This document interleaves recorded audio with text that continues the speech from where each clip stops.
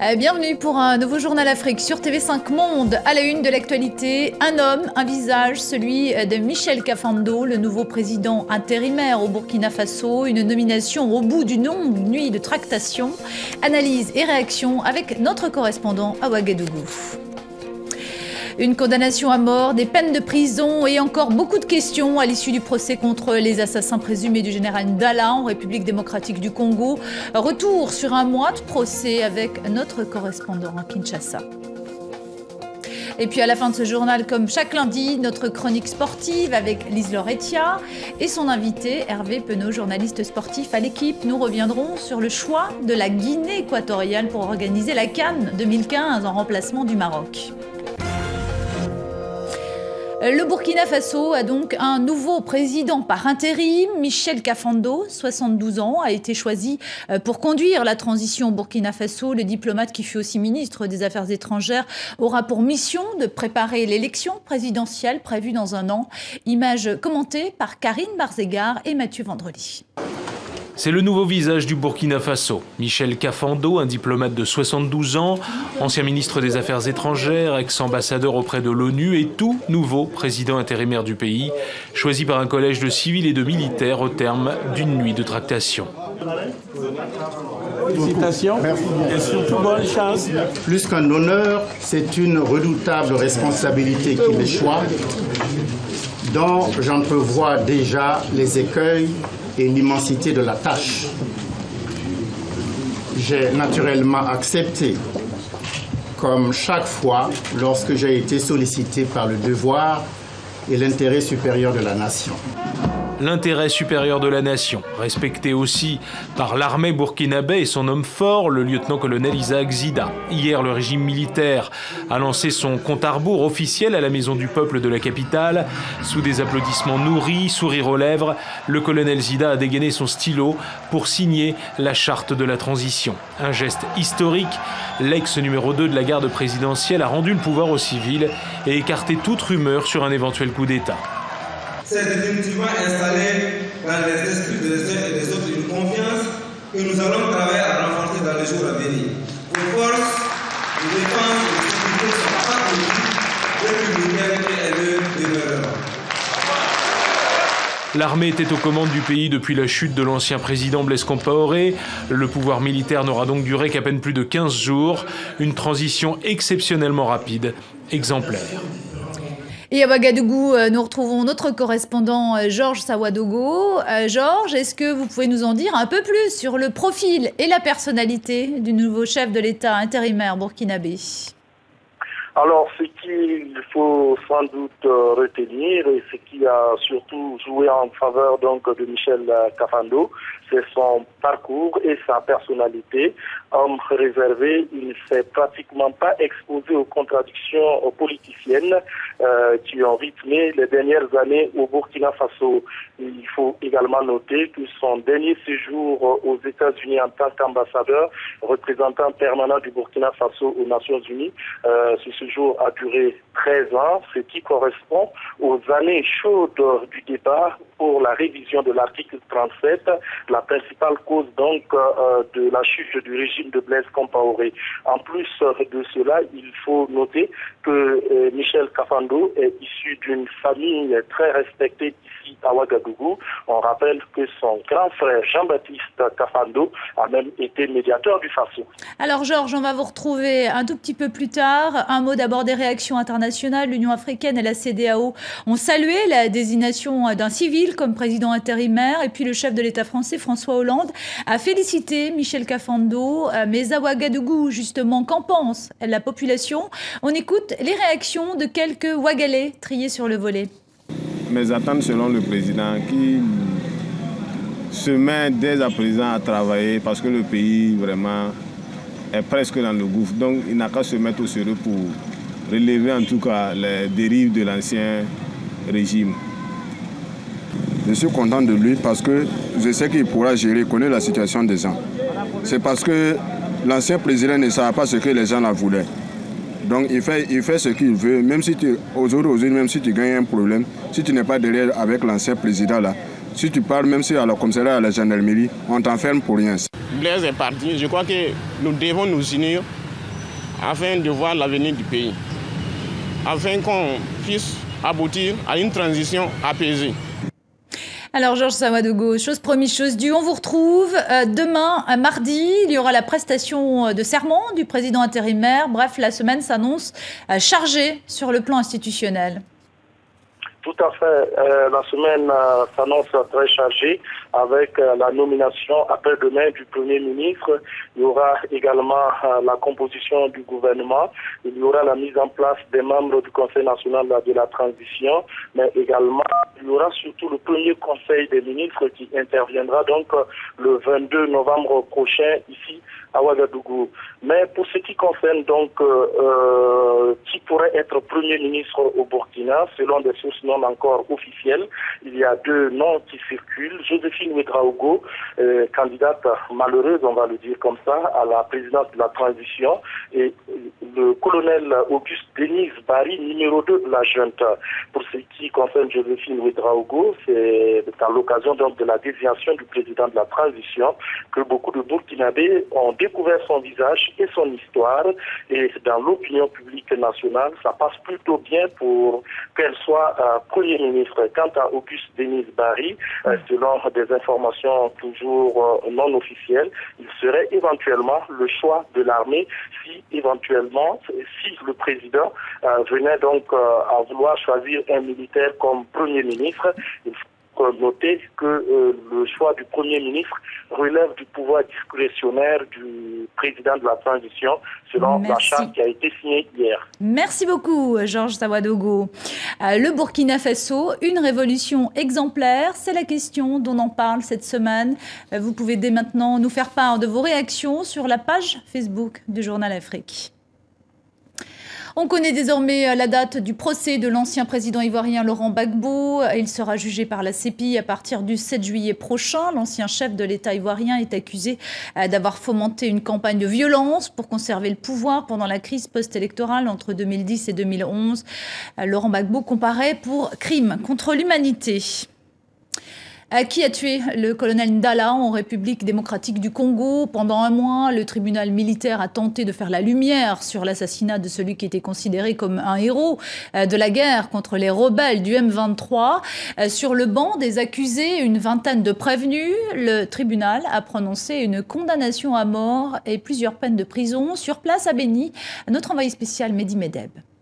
Peine capitale, peine maximale pour le principal suspect Birocho Nzanzu, reconnu coupable de trahison. Une peine avant tout symbolique car la RDC observe un moratoire sur la peine de mort depuis de nombreuses années. Ce lieutenant-colonel aurait joué les intermédiaires entre l'armée congolaise et les rebelles ougandais des ADF dans l'organisation de l'attentat qui a coûté la vie à l'un des héros de la guerre contre la rébellion du M23. Il écope également d'une amende record de 3 millions de dollars. Les autres peines suivent globalement les réquisitions du ministère public de 1 an à 20 ans de prison ferme pour 9 personnes, dont 7 militaires. C'est donc la fin d'un procès très suivi au Congo, ouvert au public. D'ailleurs, à l'annonce du verdict, les réactions ont été mitigées entre soulagement et scepticisme, car ce procès mené tambour battant en 1 mois et demi à peine laisse de nombreuses questions en suspens, notamment sur la question des auteurs, car sur près de 30 prévenus, le ministère public n'a pu prouver l'implication que sur 3 d'entre eux, 3 prévenus qualifiés de boucs émissaires par leurs avocats. C'est donc toute la question ce soir. Ce procès a-t-il réellement fait toute la lumière sur cette affaire? Beaucoup s'interrogent et se demandent donc si les trahisons au sein de l'armée ne dépasseraient pas le simple cas de 2 officiers condamnés ce soir. À Conakry, le responsable nommé par l'ONU pour lutter contre l'épidémie Ebola en Guinée a été retrouvé mort dans sa chambre d'hôtel. Le Rwandais Marcel Rudasingwa était à la tête de la mission de l'ONU contre Ebola depuis 1 mois seulement. Il avait travaillé pendant des années pour l'UNICEF. D'après les informations de notre correspondant à Conakry, il pourrait s'agir d'une crise cardiaque. Une autopsie va être réalisée. Et ce lundi, on a appris que le médecin sierra-léonais malade d'Ebola et qui avait été hospitalisé aux États-Unis est mort. La Sierra Leone reste l'un des pays les plus touchés par la fièvre hémorragique. Un récit de Grégory Fontana. Le docteur Martin Salia témoignait en avril dernier de son engagement auprès des malades dans un hôpital de Freetown, de sa foi en sa destinée en dépit du danger. Rapatrié depuis aux États-Unis, il est mort ce lundi. Dernière victime en date d'Ebola sur laquelle le monde entier peut mettre un visage. Son corps sera rapatrié en fin de semaine en Sierra Leone, son pays natal lancé dans une véritable course contre la mort. Le nombre de nouveaux cas augmente de façon exponentielle. Au moins 500 nouveaux malades chaque semaine, des hôpitaux débordés et faute de place, la plupart des victimes meurent chez elles. Développer les centres de soins, former le personnel doit rester la priorité. Nous mobilisons les communautés car elles sont en première ligne. Elles sont notre principale cible pour apporter une réponse et changer les mentalités pour arrêter la transmission d'Ebola. Pour le gouvernement, chaque décès doit être traité comme un cas potentiel d'Ebola à travers l'ensemble du pays. Comme ici, à Kenema, capitale du diamant, des exportateurs de cacao et de café. Officiellement, plus de nouveaux cas depuis le début du mois. Mais ici comme ailleurs, les écoles sont fermées. Plus de 3 millions d'enfants sont déscolarisés à travers le pays. Aucune structure d'accueil pour les orphelins d'Ebola, si ce n'est le temps de la mise en quarantaine. 21 jours d'isolement. Il serait 7000 dans le pays à avoir perdu l'un ou leurs deux parents. Et ce lundi, la Commission européenne a annoncé l'octroi d'une nouvelle aide pour les pays touchés par Ebola. 29 millions d'euros supplémentaires qui vont être débloqués, ce qui porte sa contribution totale à 373 millions d'euros. Au Kenya, cette opération de police très importante dans une mosquée de Mombasa, les forces de sécurité soupçonnaient la présence d'armes de sympathisants islamistes somaliens. Un homme a été tué, 200 jeunes ont été arrêtés lors de cette intervention. Des grenades, des machettes, des ordinateurs, mais aussi des films gravés sur des CD ont été saisis. On ouvre une page sportive avec d'abord l'arrivée de la première étape du Tour du Rwanda. Sur la ligne d'arrivée à Kibongo, c'est l'Érythréen Mekseb Debesay qui s'impose. Une victoire au sprint devant 3 autres Érythréens. Le Marocain Moussine Lasseni, son concurrent direct pour le classement de l'UCI Africa Tour, avait été lâché dans les derniers kilomètres. Au classement général, le Rwandais Janvier Adi conserve son maillot jaune de leader. Demain au programme, la première étape de montagne, plus de 150 km entre Rwamagana et Musanze. Et on continue à parler de sport avec la chronique de Lise Lauretiat, avec Hervé Penaud aussi, journaliste sportif au quotidien français L'Équipe. Alors nous allons revenir aujourd'hui sur le choix de la Guinée équatoriale comme pays organisateur de la CAN 2015. Voilà donc la Guinée équatoriale qui se retrouve qualifiée, qui rejoint en tout cas les équipes qualifiées à l'issue des éliminatoires. Lise Laure. Oui, Dominique, après donc la disqualification des Lions de l'Atlas, voilà le Nzala National, le 11 équato-guinéen qualifié, alors qu'il était lui-même disqualifié depuis le mois de juillet. Alors Hervé Penaud, en choisissant la Guinée équatoriale, est-ce qu'on peut dire que la CAF, la Confédération africaine de football, a réussi son coup? Absolument, parce qu'il fallait absolument trouver une solution de rechange. En 2 mois, c'était très très dur, parce qu'il n'y a pas beaucoup de temps pour préparer cette Coupe d'Afrique des Nations. Il y a eu des demandes sur 4 pays, finalement ils ont tous refusé. Il restait la Guinée équatoriale, sinon la CAN serait partie au Qatar. Donc je pense que c'est un bon coup effectivement de la CAF d'avoir réussi à trouver quelqu'un en si peu de temps. Hervé Penaud, nos confrères du Point Afrique ont affirmé aujourd'hui que la décision du président Obiang ne faisait pas l'unanimité. J'ai lu le papier, mais enfin, c'était pas l'unanimité pour l'histoire d'Ebola. Donc, après, vous savez, la psychose peut s'emparer de tous les pays, mais il faut savoir quand même qu'en Guinée équatoriale, au départ, ils avaient fermé les frontières. Et quand ils ont acheté le matériel nécessaire pour contrôler les gens à l'arrivée, là, ils ont réouvert leurs frontières. Donc, le risque zéro n'existe pas, mais enfin, il n'y a pas de risque partout. Alors, sur le site du Nouvel Observateur, il y a Pascal Boniface, le directeur de l'Institut des Relations Internationales, qui dit que cette Coupe d'Afrique des Nations 2015, c'est l'occasion de faire pression sur le président Obiang, qui est au pouvoir depuis 35 ans. Alors, Hervé, est-ce que selon vous, c'est une position exagérée ou pas du tout? Tout à fait exagérée, parce qu'il n'y a pas beaucoup de sens. Parce que faire pression sur quoi? Sur Obiang, parce qu'il organise une Coupe d'Afrique, on va faire pression sur lui. N'oublions pas quand même qu'ils ont organisé en 2012. Donc Obiang était au pouvoir déjà, il l'est encore. Non, ça reste une compétition sportive, il faut la conserver dans son cadre sportif, à mon avis. Alors justement, si on peut le faire, est-ce qu'aujourd'hui la Guinée a toutes les infrastructures qu'il faut? Parce qu'on sait qu'il y a 2 stades aux normes, mais est-ce qu'elle pourra, en si peu de temps, en moins de 2 mois, pouvoir répondre à toutes les obligations? Tout le monde sait que ça va être compliqué, évidemment. Déjà, la première fois, ça n'a pas été facile déjà pour organiser. Là, c'est un vrai défi organisationnel. C'est vrai que les deux autres stades, sur deux villes déjà de moindre importance, hein, autour de 30 000 et 50 000 habitants. Donc, il faut savoir quelles sont les conditions d'accueil, déjà des équipes, et puis des gens qui suivent. Donc, ça va être compliqué. Ça, c'est une certitude. 2 mois, c'est très, très court, très, très peu de temps pour le faire. Maintenant, c'est un vrai travail de titan qui attend les Équato-Guinéens.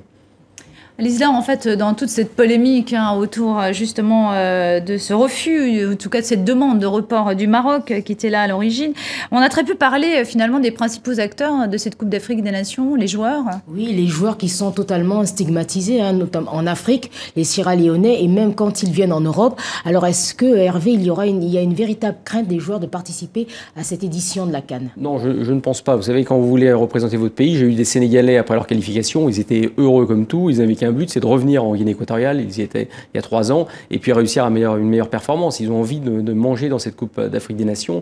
Non, les joueurs, non. Les clubs, oui, parce que vous savez, cette psychose qui s'installe, et qui existe un peu dans certains pays africains, mais qui existe énormément en Europe, et surtout dans les clubs européens. Ils se disent, oh, ils vont partir en Afrique, donc il y a un risque énorme d'Ebola. Il faut savoir raison garder, ne pas surréagir. Et les Marocains, finalement, comment ils vivent cette situation, notamment les joueurs marocains? C'est terrible pour eux, c'est très très dur. Hein. Moi, j'ai écrit déjà, donc je vais confirmer ce que j'ai toujours dit, mais moi je pense qu'ils ont surréagi aussi, ils ont surréagi un peu comme des Européens, et surtout ils ne sont pas restés cohérents. La cohérence aurait été dans ces cas-là d'annuler le mondial des clubs, de refuser la Guinée qui jouait sur son sol, voire au Roya qui s'entraînait là-bas. Ils l'ont fait, d'ailleurs on peut les remercier pour ça, et ils sont allés un petit peu trop loin à mon avis, et d'avoir laissé cette Coupe d'Afrique des Nations aussi proche du but. Mais est-ce que justement les Marocains n'ont pas suivi, comme disent certains, les clubs occidentaux, la position des clubs en Occident qui avaient peur que les joueurs ne soient pas là au moment de la CAN notamment, parce qu'on sait qu'il y a beaucoup de joueurs africains en Europe? C'est sûr, mais les Marocains, eux, ils ont déjà agi en fonction du Maroc. Hein. Ils ont pensé à leurs intérêts, on peut le comprendre, attention, mais moi c'est le manque de cohérence dans toutes leurs décisions qui m'a gêné. Eux, c'était plutôt un problème de tourisme, parce qu'on sait qu'ils fonctionnent beaucoup avec le tourisme, évidemment. Hein.